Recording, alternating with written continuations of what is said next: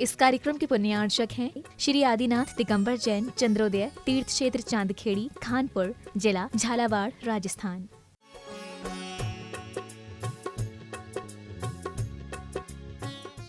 जी महाराज की जय। अहमदाबाद से मनीष जैन की जिज्ञासा है, मुनिवर के चरणों में कोटि कोटि नमन। महाराज श्री मेरी जिज्ञासा है, क्या नित्य प्रतिदिन श्री जी के अभिषेक से पहले पूजन आरती करना उचित है? अभिषेक से पहले पूजन आरती करके फिर अभिषेक करने में क्या दोष है? क्या मंदिर के अतिशय इसका प्रश्न पहले आ चुका, 2 दिन पहले आया था, मैंने बता दिया। इंदौर से जैन कॉलोनी से चर्चित कांसली वालन की जिज्ञासा है, पूज्य गुरुवर के चरणों में नमोस्तु। महाराज श्री मेरी जिज्ञासा है कि बनते हुए काम अटक जाते हैं और जीवन में शांति नहीं रहती है, इसके पीछे क्या कारण है? कृपया समाधान करने की कृपा करें। अब ये सारी चीज़ें जो हैं आपके खुद अपने, कुछ तो आपका प्रमाद है और कुछ आपके पूर्व के कर्म हैं। आप उतने ही कार्य कीजिए जितनी आपकी कुवत है। आप अपने पुण्य से अधिक कार्य करेंगे, आप अपने पुण्य से अधिक प्रकार की महत्वाकांक्षाएं रखेंगे, आप अपनी कुवत से अधिक खाने का प्रयास करेंगे तो परेशानियां निश्चित हैं। व्यक्ति सबसे बड़ा दुखी है स्पर्धा में। इसके महल है तो मेरे पास क्यों नहीं, इसके पास गाड़ी है तो मेरे पास क्यों नहीं। अभी मैं प्रातःकाल प्रवचन इसीलिए दे रहा हूँ, इतने दुख तुम्हारे पास हैं नहीं जितने तुम दुखी हो। दुख कम है, दुखी ज़्यादा हो। जितनी खुशियाँ तुम्हारे पास हैं उतने तुम खुश नहीं हो, दोनों विरोधी हैं। जितने खुशियाँ तुम्हारे पास है उतने तुम खुश नहीं हो, और जितने दुख तुम्हारे पास है नहीं उससे कई गुने आप दुखी हो। अब इसके इलाज तो हमने विस्तार से प्रवचन बनाया। दुख ही नहीं है तो कैसे करें? तुम दुखी ज़्यादा हो रहे हो और दुख उतना है नहीं, और इतने खुशियाँ तुम्हारे पास है और फिर भी तुम खुश नहीं हो, क्योंकि तुम्हारी जो इच्छाएं हैं, हमेशा व्यक्ति को अपनी जठराग्नि देख करके भोजन करना चाहिए। दूसरे का भोजन देख करके तुम कहोगे तो कभी जिंदगी में सुखी नहीं हो पाओगे। इसलिए आप उतने ही जीवन को सहारें। आप अपनी कुवत देखिए, अपना पुण्य देखिए, आपका पुण्य कितना है। जितना आपका पुण्य है, आप द्रव्य छेद काल भाव को लेकर अपने पुण्य की विवेचना करेंगे तो आप उतनी ही इच्छाएं कीजिए जितनी शाम तक पूरी कर लो। उतनी ही इच्छा पूरी कीजिए जो मरने के पहले पूरी हो सके। तो बहुत सारी परेशानियां मैंने देखी कि तुम व्यर्थ में परेशान हो रहे हो, वो परेशानी ही नहीं है, क्योंकि तुम उस जिसको तुम चाह रहे हो उसके लायक तुम हो ही नहीं। जो ऊंचाइयां तुम छूना चाह रहे हो उसको छूने के लायक तुम्हारा पुण्य ही नहीं है। तुम जिस पर्वत रोहण करना चाहते हो उसके लायक तुम्हारे पैरों में दम ही नहीं है। इसलिए थोड़ा अपनी कुवत को पहचानिए, बहुत कुछ परेशानी से आपको निजात अपने आप मिल जाएगी। मीजाम से शकुंतला जैन इनकी जिज्ञासा है, पूज्य महाराज श्री के चरणों में नमोस्तु। महाराज श्री मेरी जिज्ञासा है कि कर्म का संक्रमण कैसे होता है, उदाहरण के साथ समझाने की कृपा करें। कर्म का संक्रमण होने का मूल कारण रहता है जब कर्म का उदय आवे उससे विपरीत चलना। कर्म के अनुसार अपने आप को नहीं ढालने से संक्रमण होता है। पाप कर्म का उदय आवे, क्रोधादि कषायों का उदय आवे, तब अपने मन को पाप से बचाना। कोई भी निमित्त हो, जब अपना निमित्त बन रहा है कि मेरे ऐसे कर्म के उदय आए, तो अपने परिणामों को उस समय संभालने से जो अशुभ कर्म उदय में आने वाले हैं उनका संक्रमण हो जाता है। जब पुण्य कर्म का उदय आता है उस समय यदि आपने पुण्य कर्म नहीं किया तो पुण्य का संक्रमण पाप में हो जाता है, दोनों का होता है। जब तुम्हारे अशुभ कर्म का उदय आया है, पाप कर्मों का उदय आ रहा है और अपने आप को तुमने पाप से बचा लिया, अशुभ कर्म का उदय आ रहा है और अपने आप को शोक ताप से बचा लिया तो वो अशुभ कर्म संक्रमित हो जाएगा। कभी कभी पुण्य का उदय आता है, लेकिन आप पुण्य कार्य नहीं करते। पुण्य का उदय है, आप पुण्य कार्य कर सकते हो, लेकिन पुण्य कार्य नहीं करते, तो वो पुण्य जो कर्म है वो पाप में संक्रमित हो जाता है। तो दोनों के दोनों चीजें, बहुत सारे लोगों के इतने पुण्य कर्म के उदय हैं, इतने पुण्य कर्म के उदय हैं कि तुम एक से एक बड़े बड़े पुण्य कार्य कर सकते हो, बहुत बड़े। और जैनियों का तो मुझे गर्व है, जैनियों के इतने पुण्य कर्म के उदय हैं कि यदि वे सही ढंग से उस पुण्य कर्म के उदय का लाभ लें, सही सदुपयोग करें, तो जैनी इतना पुण्य बढ़ा सकता है कि जैनी से वो जिनेंद्र बन सकता है, क्योंकि उसकी इतनी अनुकूलताएं हैं, सब तरफ की अनुकूलता है। जैन कुल में जन्म लेना ही तुम कितने पापों से बच गए, कितनी अनुकूलता है, कितना बात। पूरा परिवार शाकाहारी है, कहीं प्रतिकूलता ही नहीं। रिश्तेदार में जाओ वहां शाकाहार है, पूरा परिवार धर्म को मानता है, का कितनी अनुकूलता है, कहीं परेशानी नहीं। जो प्रातःकाल मैंने कहा था, एक धीवर के लिए एक मछली छोड़ने में प्राण गंवाना पड़े, उसकी पत्नी ने उसे घर से निकाल दिया, कितनी प्रतिकूलता थी। एक मछली उसने नहीं मारी, उस दिन दूसरी मछली फंसी नहीं, घर जाकर के उसकी पत्नी ने घर से निकाल दिया, जाओ वहीं साधुओं के पास जाना जिन्होंने मछली का त्याग कराया। कितनी प्रतिकूल परिस्थिति, कैसा परिवार, कैसी पत्नी, कैसा घर, कैसा कुल, कैसी जाति, जहां एक मछली का मांस छोड़ने में प्रतिकूलता आ रही है। आप कितने भाग्यशाली हो रे महानुभाव कि तुम्हारे लिए कोई भी बाध्य करने वाला नहीं है, बल्कि तुम जितना छोड़ के आओगे तुम्हारे परिवार तुम्हारी खुशी मनाएंगे, आनंद मनाएंगे।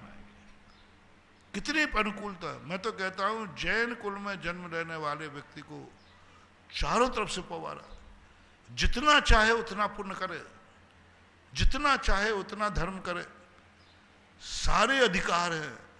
अब इससे बड़ा कोई कुल तो होता नहीं। क्या अधिकार नहीं है तुम्हारे लिए, क्या नहीं कर सकते हो तुम? कौन सा दुनिया में कार्य है जो जैनी के लिए अच्छा कार्य वर्जित है? अच्छा कार्य कह रहा।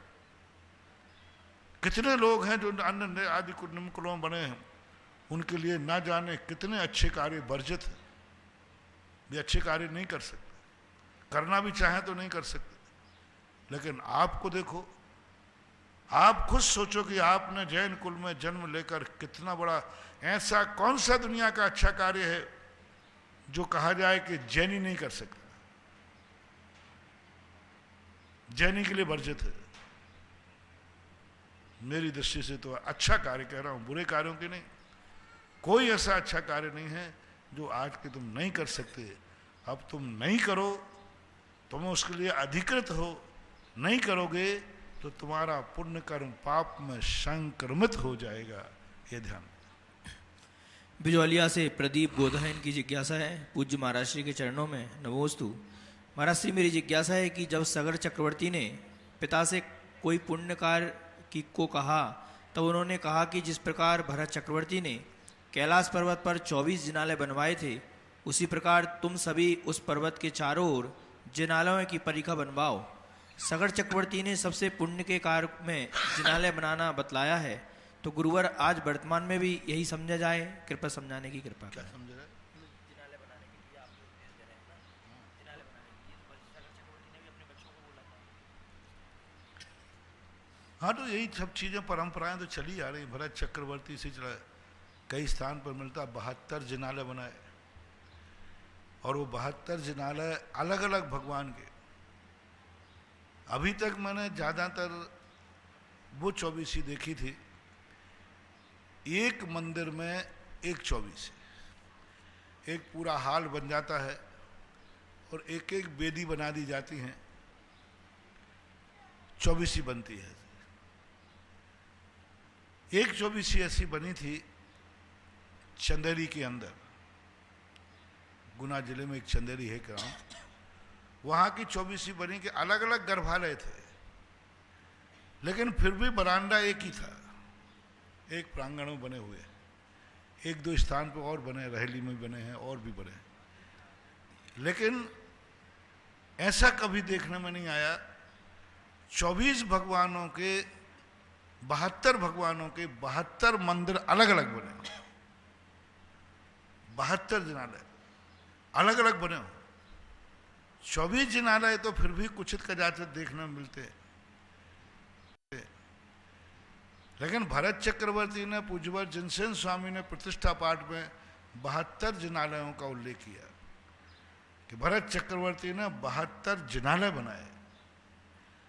तो भारत के अंदर कहीं भी आज तक 72 जिनालय अलग अलग, एक एक भगवान का एक एक जिनालय, गर्भालय हो, श्रृंगार चौकी हो, पूरा मंदिर हो, अलग अलग, कहीं भी भारत के अंदर कहीं भी आज तक बने नहीं थे।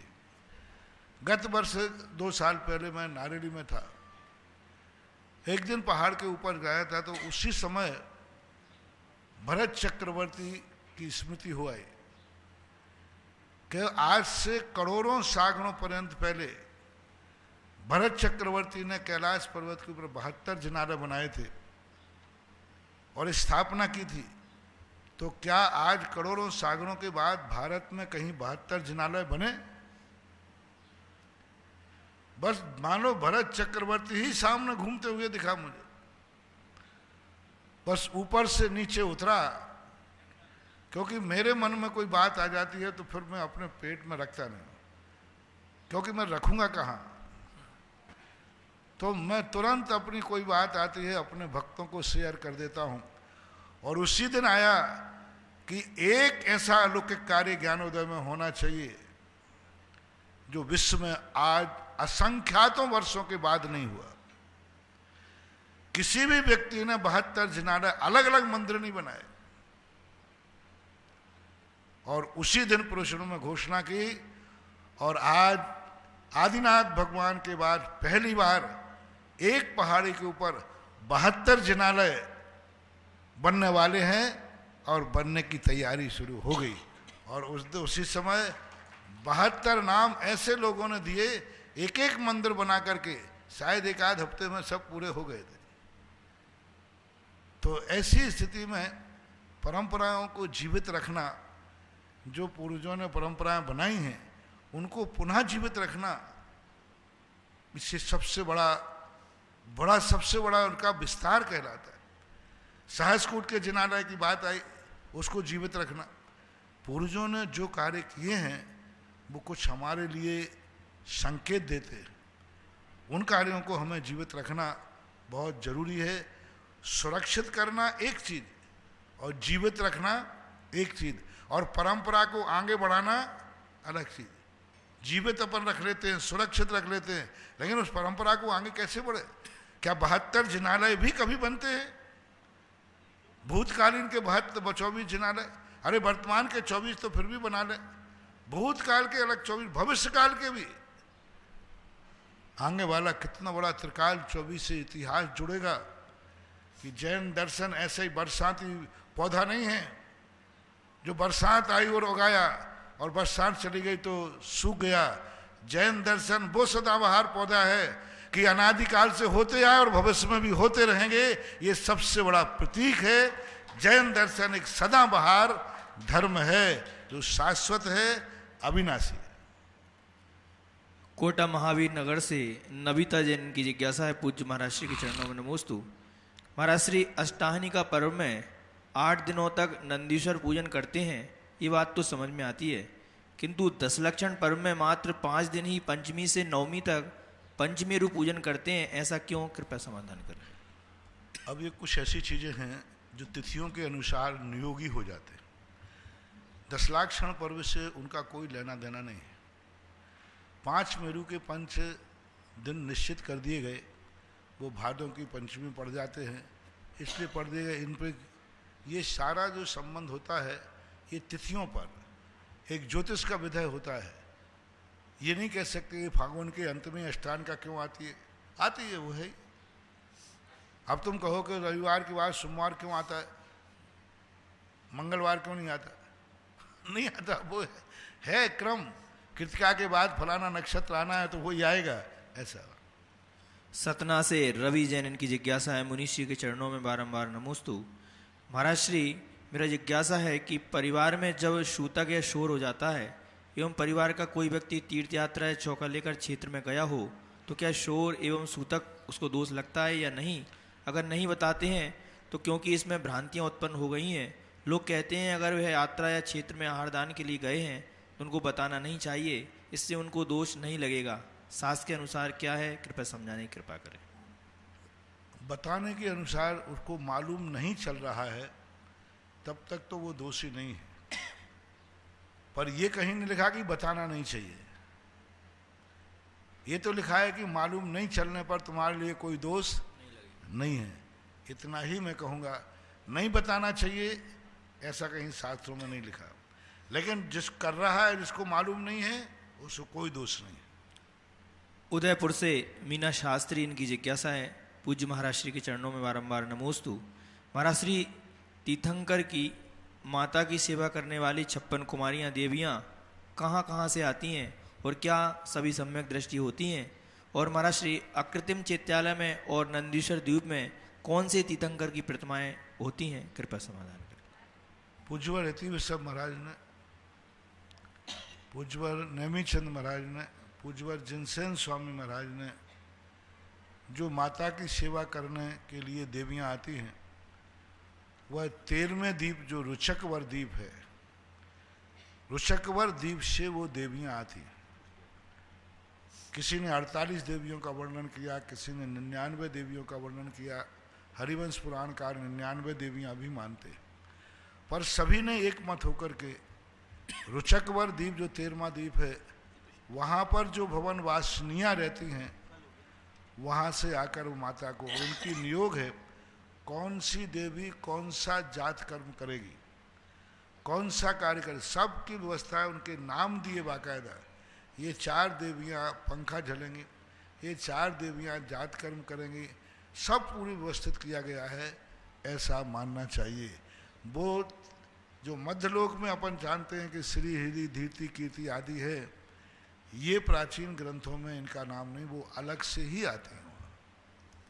इंदौर से महेंद्र जैन पत्रकार इनकी जिज्ञासा है, पूज्य गुरुवर के चरणों में नमोस्तु। महाराज श्री, मेरी जिज्ञासा है कि परम पूज्य आचार्य भगवान कहते हैं कि अपना व्यक्तित्व नमक की तरह रखो जिसमें हमारी उपस्थिति का एहसास न हो सके लेकिन अनुपस्थिति का एहसास तुरंत हो। महाराज जी, लेकिन नमक खारेपन का एहसास कराता है और लोग मीठापन ज़्यादा पसंद करते हैं। इस खारेपन और मीठेपन में संतुलन बनाकर सबको संतुष्ट कैसे करें? कृपया समाधान करने की कृपा करें।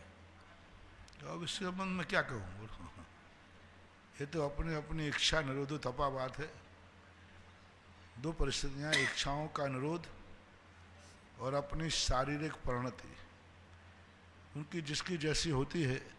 इसलिए तप और त्याग में एक शब्द लगाते, शक्ति त्याग तपः च। शक्ति के अनुसार त्याग किया जाता है, शक्ति के अनुसार तप किया जाता है। नागपुर से शेखर जैन की जिज्ञासा है, पूज्य गुरुवर के चरणों में नमोस्तु।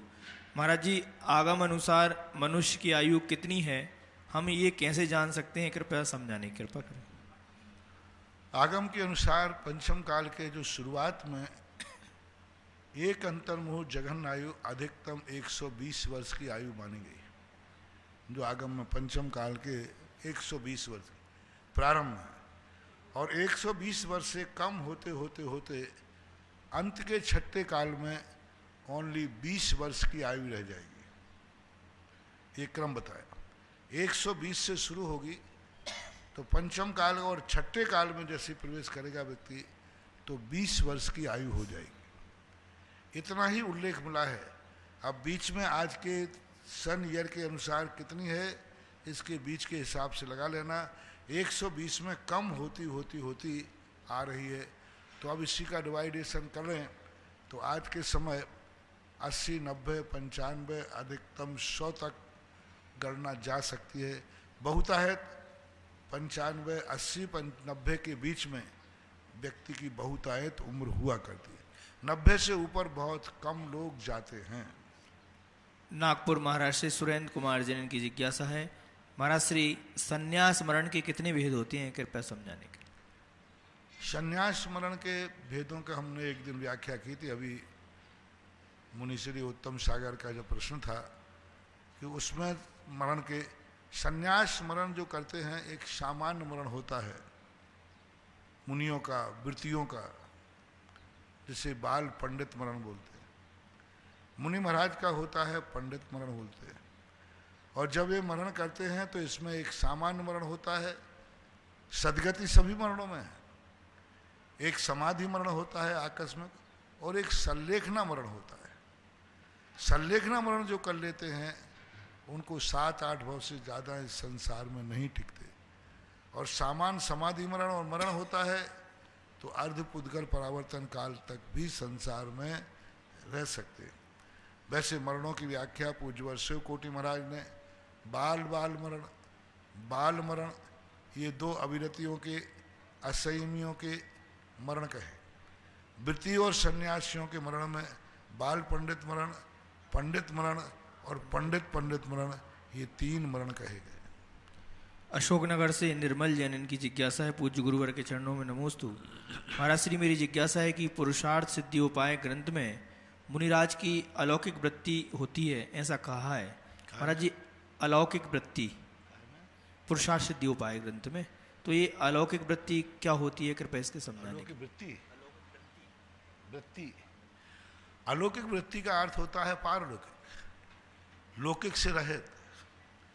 त्यागी वृत्ति, सम्यक दृष्टि, ज्ञानी जीव की जो भी प्रवृत्ति होगी वो लोक से रहित होगी, वो लौकिक सिद्धियां करने वाली नहीं होगी, वो लौकिक दृष्टि को रखकर नहीं की जाएगी, वो अलौकिक होती है ना पारलौकिक होती है।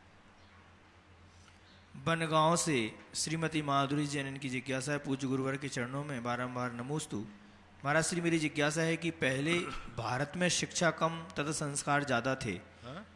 पहले भारत में शिक्षा कम संस्कार ज़्यादा थे, परंतु आज शिक्षा अधिक तथा संस्कार कम हो गया है।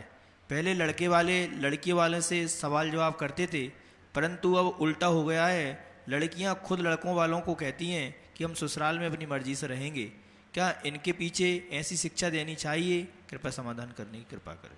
पहले काली स्लेट पर सफेद बर्ते से लिखा जाता था और आज सफेद कागज पर काली स्याही से लिखा जाता है, बस अंतर इतना ही हो गया। पहले जिंदगी को काली को सफेद किया जाता था और अब सफेद जिंदगी, अच्छे कुल में जन्म लेने वाला भी पढ़ लिख कर बुरे काम करता है। ऐसे कुल में जन्म लिया है कि जो रात में भोजन नहीं करते वो पढ़ लिखने की बात करते, जो शाकाहारी में मांसाहारी हो जाते। यानी जो कर्म से अच्छे कर्म करने आए हैं, अच्छी सफ़ेद लाइन लेकर आए हैं, उनको ये शिक्षा, आज की शिक्षा काली कर देती है। तो आज का ये पाश्चात्य संस्कृति का प्रभाव है जो भारतीय संस्कृति पर हावी हो रही है। और वो हावी नहीं हो रही है, हम अपनी भारतीय संस्कृति को भूल रहे हैं। भारतीय संस्कृति की आज भी इज्जत है। विदेशी लोग भारतीय संस्कृति की इज्जत करने लगे, भारतीय संस्कृति को वो स्वीकार करते हैं। लेकिन हम खुद पाश्चात्य संस्कृति से, क्योंकि संसारी व्यक्ति का वही वाली आदत है कि विदेशी भारतीय संस्कृति को अच्छा मान रहे हैं और भारतीय पाश्चात्य संस्कृति को अच्छा मान रहे हैं। गर्मी की छुट्टियां मनाई जा रही हैं, कश्मीर वाला बम्बे घूमने जा रहा है और बॉम्बे वाला कश्मीर घूमने जा रहा है। उसको बॉम्बे बुरा लग रहा है और उसको कश्मीर बुरा लग रहा है। बॉम्बे वाले का आकर्षण कश्मीर पर है और कश्मीर का आकर्षण बॉम्बे पर है। अब ये संसार की नीतियां हैं, चलता रहता है। मुजफ्फरनगर से तृप्ति जैन की जिज्ञासा है, पूज्य महाराज श्री के चरणों में नमोस्तु। महाराज श्री मेरी जिज्ञासा है कि राजा श्रेणिक ने तीर्थंकर प्रकृति का बंद किया, और महाराज जी जैसे कि शास्त्रों में आता है कि 24 तीर्थंकरों ने अपने पूर्व भाव में तीर्थंकर प्रकृति का बंद केवली भगवान के पाद मूल में किया। तो महाराज जी मेरी जिज्ञासा है कि क्या कोई गृहस्थ बिना मुनि दीक्षा लिए जिन्हें भविष्य में तीर्थंकर बनना है, वह भी केवली भगवान और शुद्ध केवली भगवान के पाद मूल में तीर्थंकर प्रकृति का बंध कर सकते हैं? और महाराज जी कृपा समाधान करने की कृपा करें। कर सकते, और असंख्यात तीर्थंकर नरकों में पड़े हैं भी, अकेले राजा श्रेणिक ही नहीं, भविष्य में बनने वाले तीर्थंकरों में असंख्यात, जिनकी संख्या नहीं है, जो तीर्थंकर प्रकृति का बंध कर चुके हैं, ऐसे तीर्थंकर बनने वाले असंख्यात अभी नरकों में पड़े हैं। अकेले बात वही नहीं है, तो ऐसे बहुत सारे भंग बनते हैं। शुद्ध केवली के पाद मूल में तीर्थंकर प्रकृति का बंध किया जा सकता है, पूज्यवर नेमिचंद महाराज गोमठ सार के अनुसार, लेकिन किसी ने किया है ऐसा उल्लेख कहीं आगम में नहीं मिला। महाराज जी राजा श्रेणिक ने तीर्थंकर प्रकृति का बंध किया था भगवान के पाद मूल में। हाँ, तो श्रावक को कर्म है। तीर्थंकर प्रकृति का बंध चौथे गुण स्थान से लेकर के 8वें गुण स्थान तक होता है। ग्रस्त अविरत सम्यक दृष्टि भी कर सकता है। और महाराज नरक आयु का बंध हो जाए तो भी तीर्थंकर प्रकृति का बंध हो जाता है, क्योंकि तीर्थंकर प्रकृति का जो बंध है वह बद्दायश कर सकता है। और महाराज 24 तीर्थंकरों ने अपने पूर्व लेकिन ये में ध्यान रखना, दो ही आयु बंद होने पर तीर्थंकर प्रकृति का बंध कर सकता है, या तो देवायु का बंध हुआ हो या नरक आयु का बंध हुआ हो। किसी जीव ने यदि मनुष्य आयु का बंध कर लिया है तो फिर वो तीर्थंकर प्रकृति का बंध नहीं कर पाएगा। किसी ने त्रियंश आयु का बंध कर लिया हो तो वो तीर्थंकर प्रकृति का बंध नहीं कर पाएगा। कारण उसका एक है कि मनुष्य त्रियंश आयु का बंध होने के बाद तीर्थंकर प्रकृति का बंध करेगा तो वह नियम से भोग भूमि जाएगा, और भोग भूमि जाने वाला जीव स्वर्ग जाएगा तो उसके 4 भव हो जाएंगे। और तीर्थंकर प्रकृति का जो बंध शुरू होता है उसको तीसरे भव में मोक्ष होना निश्चित है। इसलिए नरक की आयु का बंध हो जाए तो नरक जाके सीधा तीर्थंकर बन जाएगा, या देवायु, 2 आयु है। और श्रावक और ग्रस्त तीर्थंकर प्रकृति के बंध कर सकते हैं। महाराज श्री 24 तीर्थंकरों ने अपने पूर्व भव में जिन भगवान के पाद मूल में तीर्थंकर प्रकृति का बंध किया है, क्या वे केवली शुद्ध केवली या तीर्थंकर किस में आते हैं? और क्या वे 30-24 में भी आते हैं क्या? कृपया समाधान। भविष्य वर्तमान भी, हाँ नहीं, हाँ वर्तमान के जो तीर्थंकर हैं उन्होंने पूर्व भव में हाँ किया है ना। 1-2 तीर्थंकरों का मिलता है, जैसे आदिनाथ भगवान का मिलता है। पूर्व भव में उन्होंने अपने पिता श्री की, उनके पिता भी तीर्थंकर थे विदेह क्षेत्र में, वहाँ उन्होंने अपने तीर्थंकर प्रकृति का बंध किया था। तो कुछ के उल्लेख मिलते हैं तीर्थंकर प्रकृति का बंध। उत्तर पुराण में गुणभद्र आचार्य ने 23 तीर्थंकरों का वर्णन किया है। उनमें पूर्व भव में उन्होंने कौन किसने कब कहाँ तीर्थंकर प्रकृति का बंध किया उसका उल्लेख उन्होंने 24 का दिया। आदिनाथ का मैंने बता दिया, ऐसा हुआ है। नागपुर से आशीष कुमार जैन की जिज्ञासा है, महाराज श्री के चरणों में नमोस्तु। महाराज श्री, जैन धर्म के अनुसार श्री राम, हनुमान आदि भी मोक्ष गए हैं, तो फिर हमारे जैन मंदिरों में उनकी प्रतिमाएं क्यों नहीं रहती? और हमारी जिनवाणी में उनकी पूजन भजन आदि क्यों नहीं रहते? कृपया समाधान करें। 24 भगवान है, इतने काफ़ी है। कुछ ऐसी चीज़ें होती हैं कि सामान्य व्यवस्था पे जाओगे तो इतनी परेशानी पड़ जाएगी, फिर कितने सामान्य केवलियों की बैठा लोगे? 24 के मंदिर बनाने में तो पसीना आ रहा है, और फिर सामान्य केवलियों के मंदिर और बनवाने लग जाएं तो कितने बैठा लोगे? हर 6 महीने 8 समय में 608 जी भगवान बनते हैं। एक कोड़ा कोड़ी सागर वर्ष के भी सामान्य केवली लें तो असंख्यात हो चुके, इसलिए उनको गौण कर दिया जाता है। कुछ असाधारण पद दे दिए जाते हैं, असाधारण स्थान, जिससे आप लोगों को निर्णय करें। 24 तीर्थंकरों का एक असाधारण पद होता है, और वे पूर्ण अपने आप में मंदिर, सारी भूमिका उन्हीं की बना ली जाती है जो अपने आप में बाह्य और अभ्यंतर से पूर्ण होते हैं। कि मैंने एक दिन कहा था, गृहस्थों को मंदिर बनाने का मूल कारण क्या है? मात्र मोक्ष मार्ग ही नहीं है, संसार मार्ग की भी सिद्धि करना है, संसार मार्ग भी संभालना है। मोक्ष को संभालने के लिए मंदिर की जरूरत नहीं है, मोक्ष को जाने के लिए तीर्थ क्षेत्रों की जरूरत नहीं है, मोक्ष जाने के लिए अभिषेक पूजन की जरूरत नहीं है। वो तो अपने आप ध्यान में बैठ जाओगे तो सब मोक्ष की सिद्धि हो जाएगी। बाहुबली ने मोक्ष जाने के लिए कुछ नहीं किया। लेकिन आप लोगों को जो तीर्थ क्षेत्र होते हैं, मंदिर, अभिषेक, पूजन होते हैं, इसमें मात्र मोक्ष ही नहीं है, संसार को संभालने वाली बात भी छुपी है। तो आपको सांसारिक दृष्टि से मंदिरों में बनाया जाता है, तो उनको बैठाला जाता है जो बाहरिक सामग्री से भी, बाहरिक पुण्य से, बाहरिक लक्ष्मी से भी पूर्ण परिपूर्ण होते हैं। तो तीर्थंकर बाह्य लक्ष्मी से भी परिपूर्ण होने से आपको ज्यादा सगुण और मंगलकारी होते हैं, क्योंकि वे अष्टप्रातिहारी सारे वैभव से युक्त हैं। जो अपने आप में जिससे युक्त होते हैं वो उसके लिए, उस रूप के लिए भी संकेत मिलता है। इसलिए तीर्थंकरों के लिए है, कहीं कहीं प्रासंगिक होता है, कहीं कहीं उनका सिद्ध क्षेत्र होता है तो बैठालते हैं।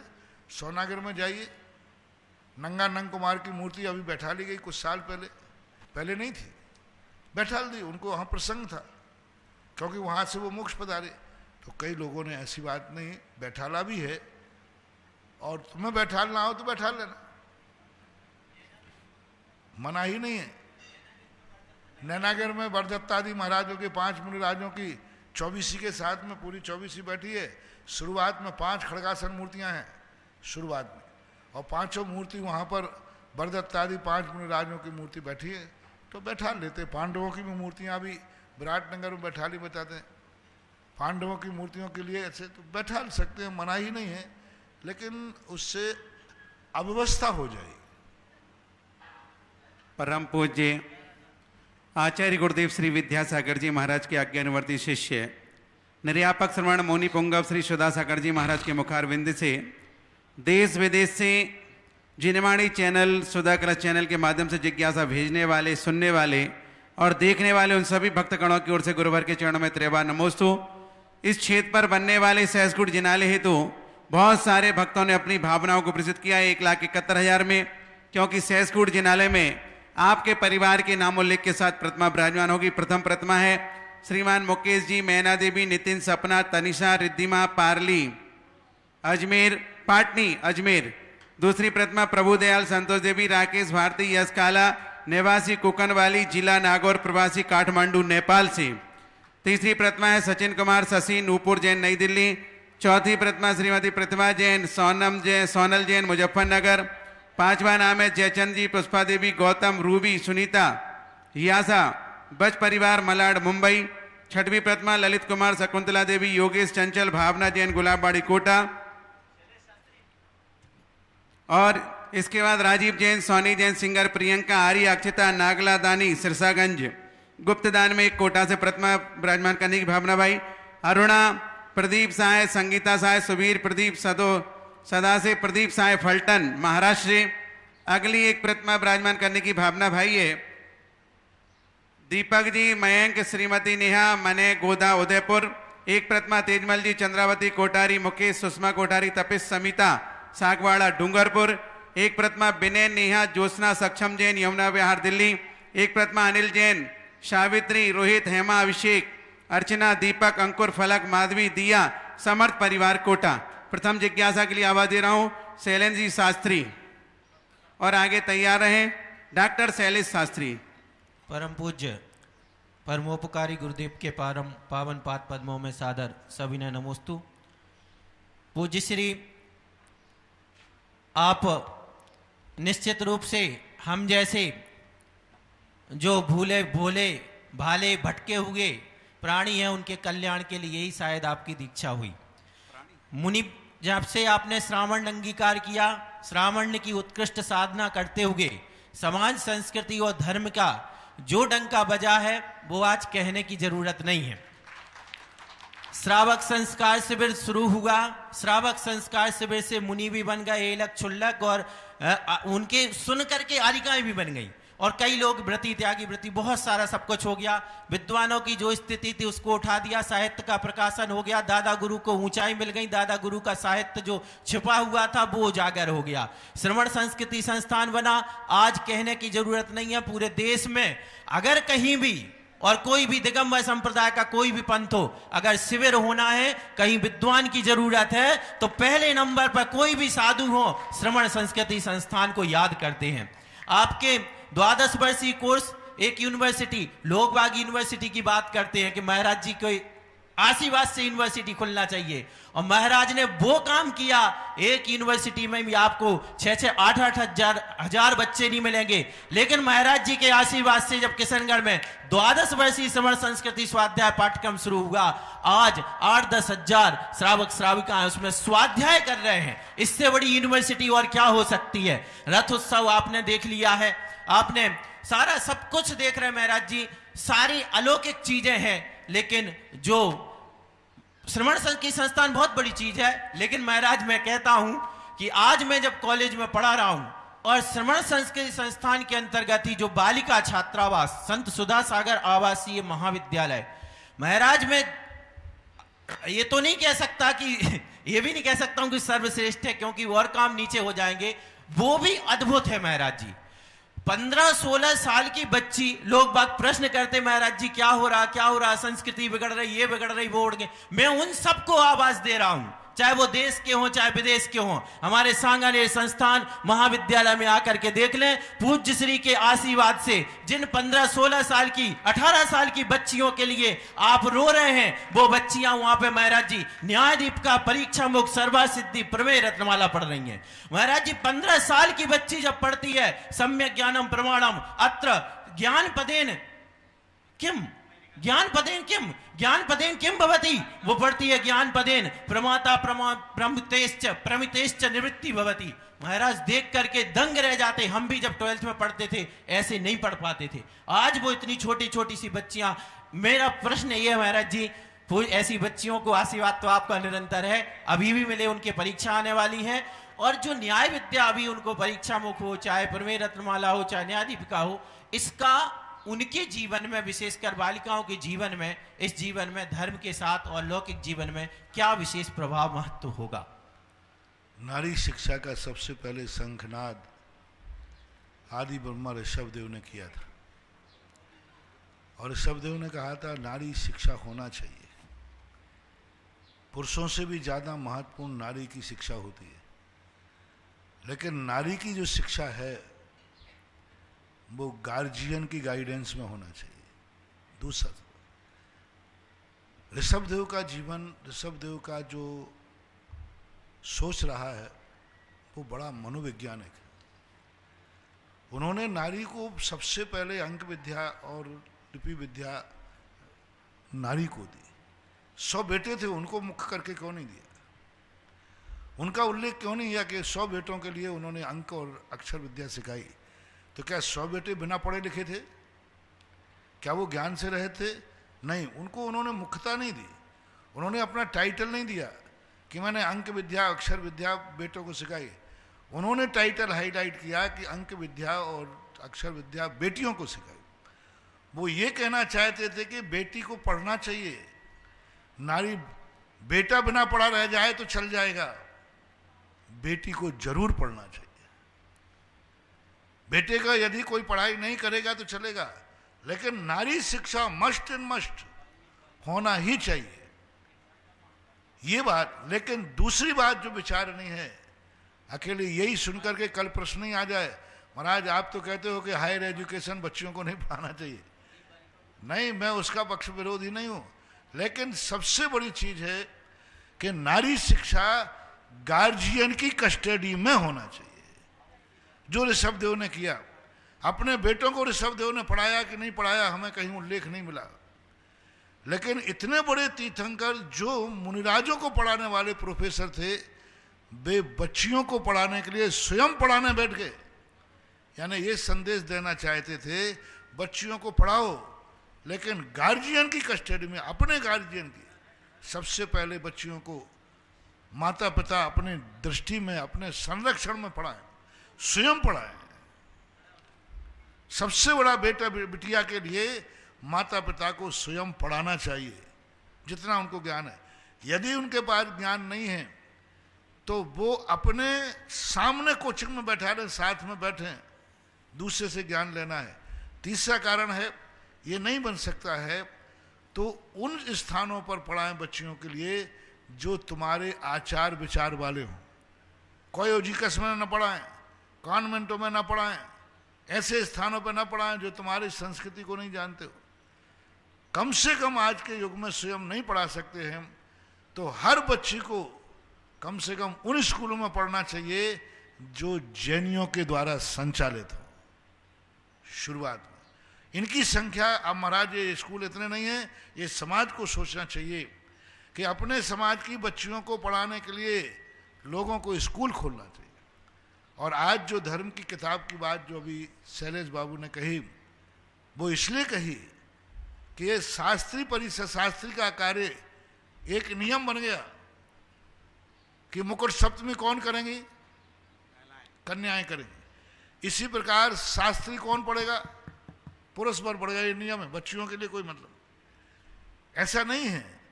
बच्चियों के लिए भी शास्त्री पढ़ेंगे। लोगों ने ये कहा था महाराज जी बच्चियां नहीं आने वाली हैं, नहीं पढ़ने वाली है, लेकिन जब घोषणा की है हमारे पास एक छात्रावास बना, वो कम पड़ गया, दूसरा भी कम पड़ जाएगा। बच्चों से ज्यादा बच्चियां पढ़ने के लिए उत्साहित हो रही। 250 बच्चियां पढ़ने के लिए तैयार हैं। एक साल में 30 बच्चियां ले पाते हैं।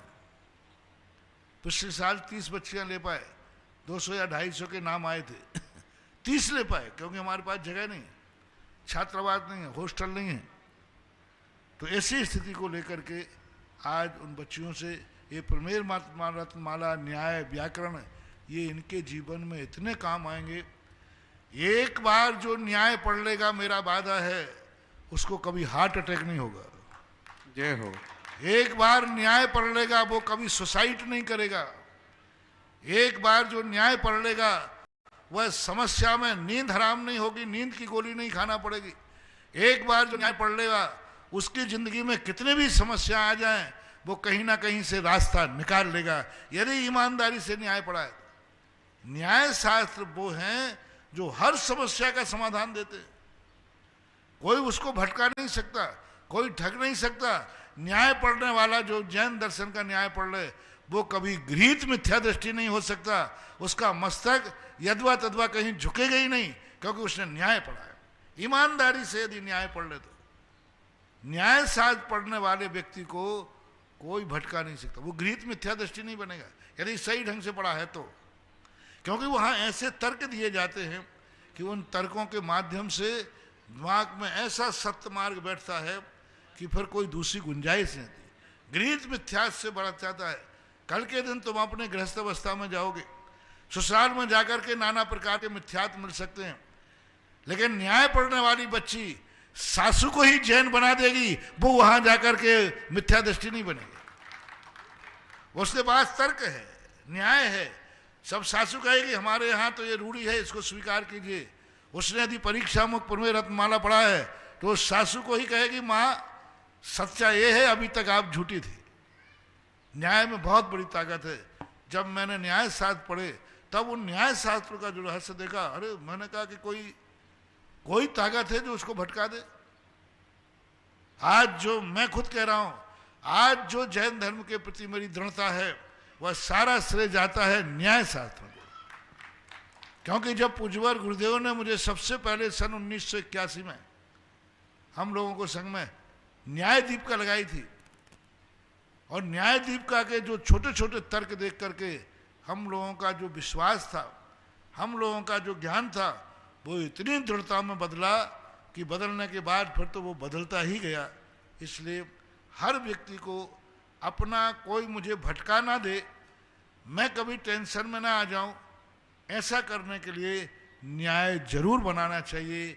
न्याय वो वकील है जो यदि कुशल है तो दिन को रात और रात को दिन करके भी दिखा सकता है। जय हो। अमावस्या के दिन भी पूनम कर देगा वो, ऐसे ही नहीं बातों में, पूनम तुम्हें दिखा देगा वो कि देख लीजिए पूनम है।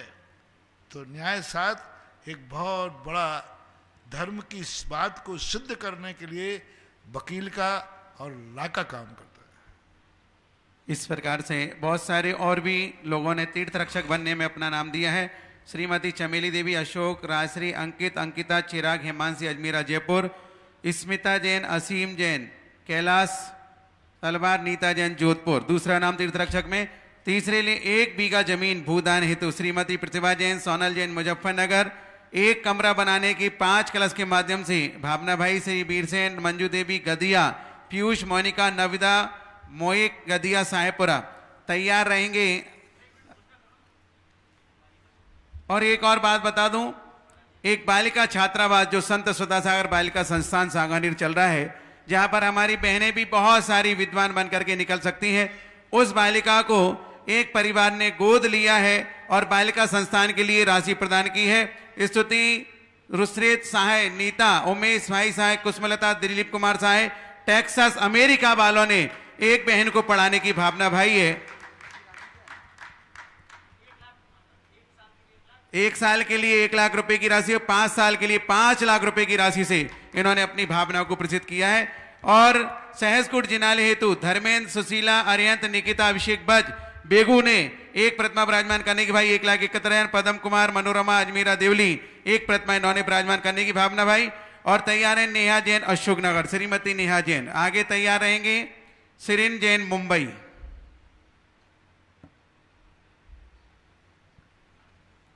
गुरुदेव के चरणों में त्रैवार नमोस्तु नमोस्तु नमोस्तु।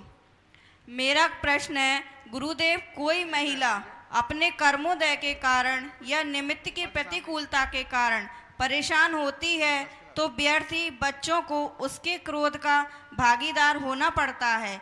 गुरुदेव क्या बच्चों का भी ऐसा ही उदय या यूं ही लपेटे में आ जाते हैं? और ऐसे में माँ व बच्चों को कैसा बंद होगा, जबकि माँ मन में जान रही है कि बच्चों का तो कोई दोष नहीं है। कृपया समाधान करें गुरु। एक कमजोर व्यक्ति की सबसे बड़ी निशानी होती है, जब वो अपनी जिंदगी से परेशान होता है तो वो अपना आरोप किसी कमजोर पर थोपता है। और बच्चों की जहाँ तक सवाल है, बच्चों का ही पाप कर्म का उदय हो, कोई ऐसी मम्मी मिली कि उनकी कोई कसूर नहीं होकर के अपने अंदर अपने कर्मों की, अपनी परेशानी की झुंझलाहट जो बेटों पर निकालती है, ये माँ का बहुत बड़ा दोष है, बहुत बड़ा दोष। अपने स्वयं की कमजोरी, अपनी खुद की परेशानियाँ बच्चों पर निकालना बहुत निकृष्ट कार्य है। उस समय उनको ऐसे अशुभ कर्म के बंद होते हैं कि यदि वास्तविक रूप से कुछ अधिक भावना से निकाल दिया तो वो कई भवांतों तक उसे निस्संतान होना पड़ता है। जो निस्संतान माताएं होती हैं, गृहस्थ में जो पत्नियां होती हैं, स्त्रियां होती हैं, उनको उन्हीं बच्चों का अभिशाप है। उन्होंने बच्चों का कभी अनादर किया होगा, बच्चों को कभी ताड़ित किया होगा बिना काम के, अपनी सारी परेशानियां बच्चों पर थोपी होंगी। उसका परिणाम कर्म ऐसा बांधता है कि तुम फिर उसके बाद वह अपने स्त्री तो बनेगी लेकिन संतान सुख को प्राप्त नहीं हो पाते। इसलिए माताओं को ये सबसे बड़ा ध्यान रखना चाहिए, जिस कार्य में बेटे भागीदार ही नहीं हैं वो झुंझलाहट बेटों पर ना निकालें और बेटों के लिए उसका एहसास ना होने दें। माँ का तो ये स्वरूप होता है, वो कितने भी कष्टों में रो रही हो, बेटा सामने आते ही वो ऊपर से मुस्कुराना ही पड़ेगा। सच्ची माँ का ये प्रयास होता है कि मेरी परेशानियाँ बेटे को पता नहीं चलना, बिटिया को पता नहीं चलना चाहिए। मेरी परेशानियाँ बेटों को पता नहीं चले, बेटों के पास सामने वो ऊपर से खुश रहेगी। यदि आज भोजन भी नहीं किया है, बेटा बिटिया आते ही वो झूठी डकार ले लेगी, कहे मम्मी आपने भोजन नहीं किया, बेटा मैंने कर लिया, देख डकार आ रही मुझे। ऐसी माताएं जब बेटों को ऐसा रखती हैं, ऐसे लगे एक दिन यदि ये परिणाम बनता रहा तो एक दिन वो चक्रवर्ती तीर्थंकर महान महान बेटों की माँ भी बन जाती है। जय हो। क्योंकि उसने अपने बेटों को अपनी परेशानी झूठा कह दिया, भूखी बैठी थी और कह दिया माँ बेटा, माँ ने बेटा मैंने तो खा लिया, देख डकार आ गई, तू खा ले, और दूसरा खाने को था ही नहीं। तो सही माँ तो वो है कि अपनी परेशानियों का एहसास संतान को न होने दे, और यदि होने देते हैं तो उसका भाग दोष उनको लगेगा। सुरेन जैन मुंबई आगे तैयार रहेंगे ब्रह्मचारी बीरेन्द्र शास्त्री। नमोस्तु महाराज जी, मेरा प्रश्न ये है कि माइक महाराज पास में रखो। बनने की खुशी क्या है? मतलब महाराज बनने की खुशी क्या है? महाराज बनने की खुशी क्या है? महाराज बनने की खुशी यही है कि वह समस्त प्रकार के संसार के टेंशनों से मुक्त हो गया। जय हो। सबसे बड़ी खुशी है। कितने पाप, कितने अनर्थ, कितने टेंशन, कितना सोचना पड़ता है। आज अभी हम प्रवचनी दे रहे हैं ना, व्यक्ति स्वयं के दुख से दुखी कम है, अपनों के दुख से ज्यादा दुखी है।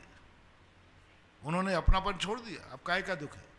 अब महाराज को कोई दुख है तो स्वयं का ही है, धर्म का है।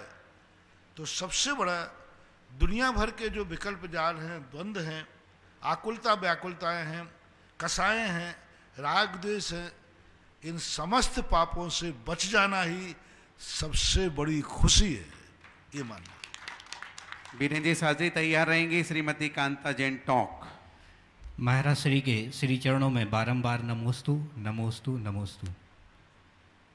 महाराज श्री तीर्थ क्षेत्रों की जीर्णोद्धार और रक्षा सुरक्षा की जो आपने यात्रा शुरू करी देवगढ़ से, और वो आज अनवरत चल रही है, उस यात्रा में कुछ नए आयाम खड़े हो रहे हैं, जिसमें अभी वर्तमान में भगवान पार्श्वनाथ भगवान के जीवन के ऊपर जो कार्य चल रहा है, उनके क्षेत्रों के ऊपर महाराज श्री हमें जानना चाहते हैं कि पार्श्वनाथ बिजौलिया जी, पार्श्वनाथ चमलेश्वर जी, जहाँ ये समूषण आया है, तो और पूर्व बुंदेलखंड में मैंने कई मंदिरों में जाकर के देखा है कि अधिकांश 30% प्रतिमा जी पार्श्वनाथ भगवान की हर मंदिरों में है।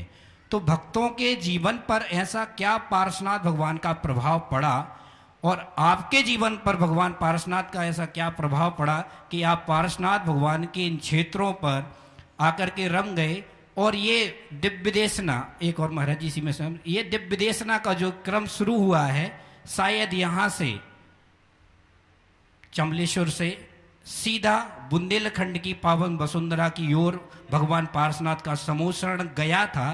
तो हम लोग भी पलक पावड़े बिछाए हुए हैं कि आपके साथ में पार्श्वनाथ भगवान का विहार उस तरफ भी हो। पार्श्वनाथ भगवान के जीवन का जो असाधारण विशेषताएं हैं, हमने एक दिन 15 दिन रेगुलर पार्श्वनाथ की असाधारण विशेषताओं पर प्रवचन दिए थे बिजौलिया के अंदर, कि पार्श्वनाथ ने जिंदगी में वह जिया है जो प्रैक्टिकल किया। इनके जीवन पर अनर्थ से अनर्थ होते रहे और ये वहाँ सब झुकते रहे। सबसे पहले सब कुछ मिटाने के बाद भी खुद मिट गए, लेकिन कमट के जीव को 10 भाव पहले उसको उच्चासन दिया, उसको आदर्श माना। जिन जीवों को दुनिया देखते ही मारती है, उन जीव को बचाने के लिए पारसनाथ जैसे उनके सामने पहुंच गए।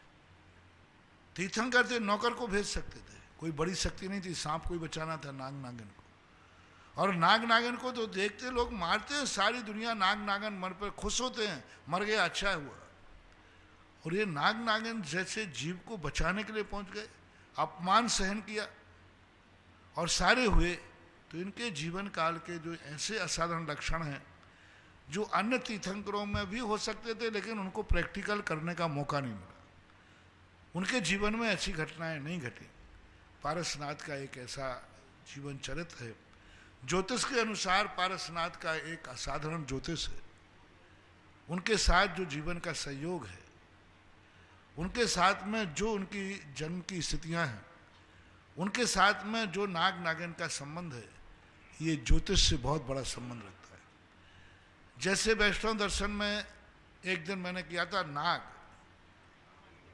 महादेव का सबसे बड़ा लक्षण है नाग के कारण वो ज़्यादा पूजे जाते हैं, क्योंकि वो गले में नाग डालते हैं, और पारसनाथ का चिन्ह नाग भी है।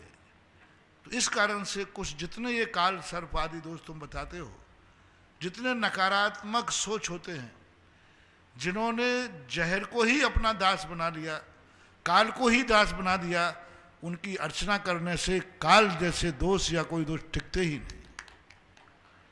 तो इसका एक बहुत बड़ा ज्योतिष है, पारसनाथ का एक बहुत बड़ा ज्योतिष है। इसलिए पारसनाथ का सबसे बड़ा स्थान पाया, और पारसनाथ के लिए सब लोग मानते हैं कि पारसनाथ का एक बहुत बड़ा है, ऐसा मानना चाहिए। श्रीमती कांता जैन टॉक आगे मेरे तैयार। जीवन में ऐसा कोई पारसनाथ का नहीं है। मेरे जो सारे क्षेत्र हैं 24 भगवान के हैं, अभी 2 ही क्षेत्र पारसनाथ के, बाकी तो सब कौन कौन से हैं? ज्ञानोदय मुनि सुवृत का सांगानेर, आदिनाथ का चांदखेड़ी, आदिनाथ का गुलगांव, आदिनाथ का आमा, शांतिनाथ का बजरंगगढ़, शांतिनाथ का आगे और चलो देवगढ़, शांतिनाथ का आमा, शांतिनाथ का कितने देश है सब? महाराज जी यहाँ से समोसरण कहाँ हाँ, गया था? शीतलनाथ भगवान का जो सजो शीतलनाथ भगवान, खांदू कारण श्रीयांशनाथ भगवान, सुमतिनाथ रेवासा। अभी 2 ही क्षेत्र पारसनाथ के टकराए, और कोई पारसनाथ नहीं आया। अब यहाँ से समोषण कहाँ गया, इसका एक इतिहास तो कुछ मिलता नहीं। हमने अभी 2 दिन 3 दिन पहले घोषणा की थी कि संभवतः यहाँ से, क्योंकि इतना तो निश्चित है कि राजस्थान में कहीं पारसनाथ भगवान का बिहार बिजोलिया और चौलेश्वर के अलावा कहीं उल्लेखित नहीं मिला।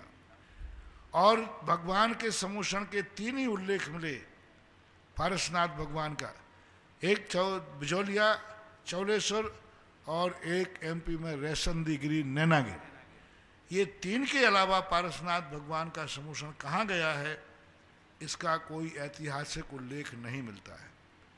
रही बात अही क्षेत्र के संबंध में, जो दिल्ली के पास है, वहाँ केवल ज्ञान की स्थिति बनती है, तो संभवतः अब उसका इतिहास अही क्षेत्र का तो मिल रहा है, लोग आगम में नहीं मिला, शास्त्रों में नहीं मिला, लेकिन अही क्षेत्र को मानते हैं, तो उनका कोई बिहार का उल्लेख नहीं मिलता कि वो बनारस से अही क्षेत्र कैसे पहुँचे, कहाँ से पहुँचे, रास्ते में उनके समोषण कहाँ कहाँ लगे, ऐसा कोई इतिहास न मिलने से तो ये 4 स्थान भगवान पारसनाथ के समोषण के लिए मिलते हैं, बिजोलिया, चौलेश्वर, अही क्षेत्र और रेशनदीगिरी, और आगे का उल्लेख का हमारे ज्ञान में नहीं। महाराज जी चौथा इंतजार कर रहा है, बुंदेलखंड क्षेत्र। हाँ बोलिए, माइक पास में रखो, माइक पास में रखो। महाराज श्री, मेरा और मेरे परिवार की तरफ से 3 बार नमोस्तु नमोस्तु नमोस्तु। महाराज से मेरा प्रश्न ये है कि हम संसारी प्राणियों को जो सुख मिले या दुख मिले, ये पूर्व जन्मों के कारण मिलता है या आज के जन्मों के कारण मिलता है? क्या सुख या दुख जो भी मिलता है प्राणियों को, वो पूर्व जन्मों के कारण मिलता है या आज के जन्मों के कारण? मैंने कहा ना, दुख तो मिलता है पूर्व जन्म से, लेकिन दुखी होता है स्वयं की भूल से।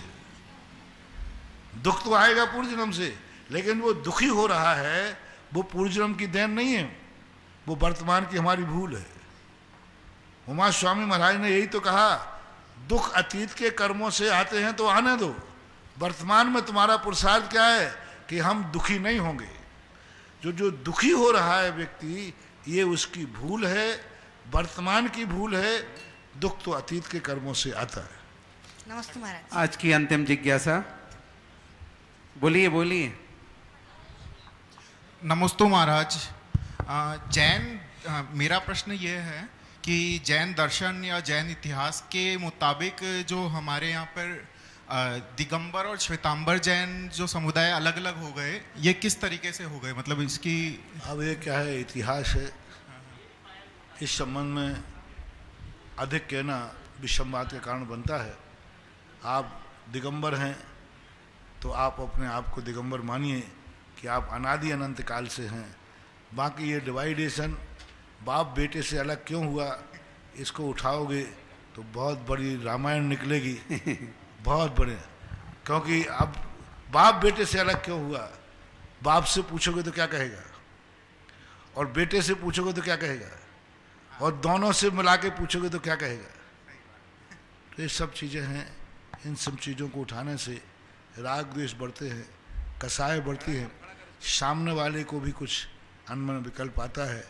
इसलिए इनको इस मंच से घोषित ना करके इसके संबंध में इतिहास और साहित्य लिखा गया है, उसको पढ़ लेना।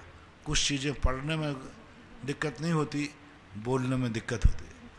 बोलो बेटा पायल कोटाच। नमोस्तु महाराज जी, मेरी जिज्ञासा यह है कि महावीर भगवान की प्रमुख शिक्षाएं क्या थी? महावीर भगवान की प्रमुख शिक्षाएं क्या प्रमुख थी? शिक्षाएं क्या थी? महावीर की सबसे बड़ी शिक्षा थी अहिंसा। महावीर की सबसे बड़ी शिक्षा थी जियो और जीने दो। महावीर की सबसे बड़ी शिक्षा थी शादवाद, सापेक्षवाद। महावीर की सबसे बड़ी शिक्षा थी अनेकांतवाद। महावीर की सबसे बड़ी शिक्षा थी कि मंजिल के पहले रास्ते को संभालो। महावीर की सबसे बड़ी शिक्षा थी कि मोक्ष जाने के पहले संसार को संभालो, परमार्थ के पहले संसार संभालो। संसार यदि गंदा होगा तो परमार्थ की कभी सिद्धि नहीं होगी। संसार में यदि गंदगी भरी रहेगी तो सिद्धि नहीं होगी। महावीर की सबसे बड़ी शिक्षा थी मुनियों के पहले श्रावक को सुधारो, क्योंकि मुनि श्रावक कुल से आता है। उन्होंने सबसे पहले श्रावक को कहा श्रावक शुद्ध रहेगा। मुनियों की फैक्ट्री कहाँ है? मुनि कहाँ जन्मते? श्रावक के। यदि श्रावक सुधरा रहेगा, श्रावक सही रहेगा तो मुनि बन ही जाएंगे। तो महावीर का सबसे बड़ा ध्येय था श्रावक को सुधारना। श्रावक संहिता, संसार की आचार संहिता, सांसारिक कार्यों पर उन्होंने जो अपने पंचशील जो व्रत दिए, अहिंसा, सत्य, अचौर्य, इनको उन्होंने शील का नाम दिया। मूल गुण चले आ रहे थे, लेकिन महावीर स्वामी ने इनको शील का नाम दिया कि हर संसार में व्यक्ति को जीना है। संसार में जीना है तो पंचशीलों को अपनाना चाहिए। डॉक्टर संकल दयाल शर्मा राष्ट्रपति ने कहा था कि महावीर के ये पंचशील यदि प्रत्येक कॉलेज की शिक्षा में आ जाएं तो संसार की हर समस्या का समाधान हो सकता है। ये महावीर की वर्तमान एक शिक्षा है। इस कार्यक्रम के पुण्यार्चक थे श्री आदिनाथ दिगंबर जैन, चंद्रोदय, तीर्थ क्षेत्र चांदखेड़ी, खानपुर, जिला झालावाड़, राजस्थान।